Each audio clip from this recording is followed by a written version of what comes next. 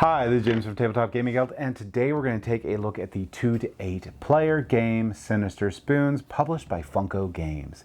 In Sinister Spoons, you're going to be trying to grab those spoons as fast as you can, and trying to, throughout the game, have gotten one of each of the villains. The first player to have flipped over all their tokens, one for each of the 4 villains, wins the game.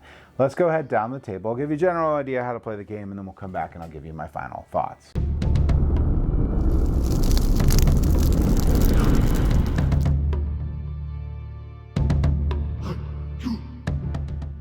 Alright, so this is Sinister Spoons. In Sinister Spoons, you're trying to get all 4 of your villainous characters flipped over. So how do you do that? Well, to start out the game, each player is going to get a set of these tokens here, all face up. They're also going to get a deck, and they're all numbered, so the first player gets, and there's no really first player, but one player gets the 1 deck, a 2, a 3, and this will go up to 8 players. If you ever played Spoons, this is similar to it.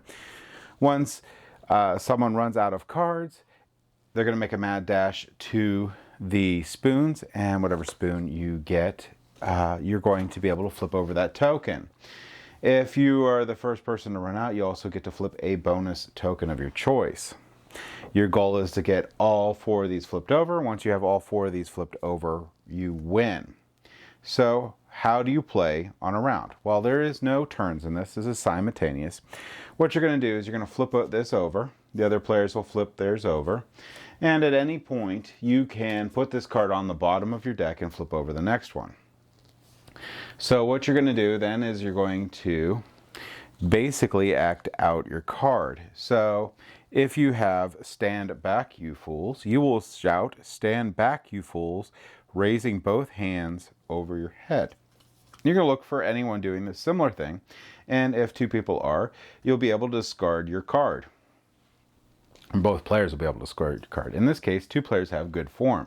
So 2 players would be yelling "good form," and they will wave a spoon around and shout "good form" while they're looking like they're sword fighting. So if these 2 people would have it, they would both discard their cards down here in the middle, and they would flip over the next one.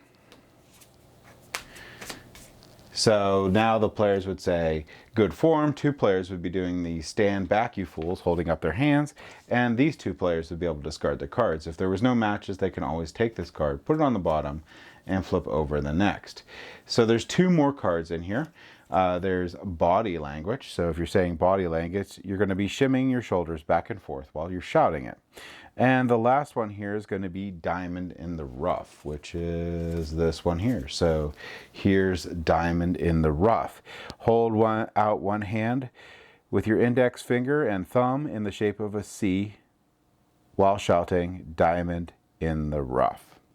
So that's what you're going to be doing for these, and simply, like I said, you're going to be trying to get these to match, and you're going to be trying to run out of your deck. Once you run out of your deck, you're going to be racing after the spoon. So let's say I grab this spoon, I'll be able to flip over this token, and since I was the first one to run out, I can flip over a bonus token of my choice.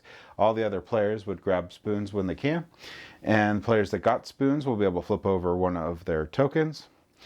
If you already have the token flipped over, so if I got this one again because I was in a hurry, I won't be able to flip anything over unless I was the person to go out. Then I still get that bonus. But like I said, the goal is to get all 4 of these flipped over. First player to do so wins the game. So that, in a nutshell, is going to be how you're going to play Sinister Spoons. Let's go ahead back up the table here, and I'll give you my final thoughts on this game.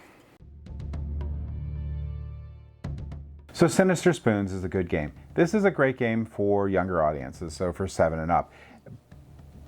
Past that, this ceases to really work, so I don't know that this would be a great game for older crowds, or people too much older than when they're getting into their teens. You may want to not do this game.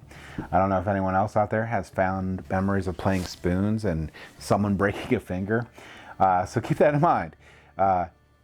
Not that they're going to break their finger from the spoons, but they're racing after it. So this is going to be a game where it's going to be a little bit of a chaos. But the nice thing on this game is the fact that they have to be acting out these cards when they flip them out. Sort of pulls it back a little bit, so they're not like fixated on the spoons so much, they're fixated on what they're doing. So I do appreciate that a lot. So I think that is a great like add-on to this game over just traditional spoons. And the fact that you have to go over specific spoons to get all 4 of your tokens flipped is also great. The component quality on the spoons is great. Component quality on the really thick tokens is really great. Card quality is great. All that stuff's great. So like I said, this is going to be one of those games that's somewhat, or definitely more of like an activity or something fun that you can do with kids at, you know, family reunions or picnics or just hanging out with a family. This is a pretty good game for that. And if that sounds good, I would highly recommend checking out Sinister Spoons. Thank you for watching.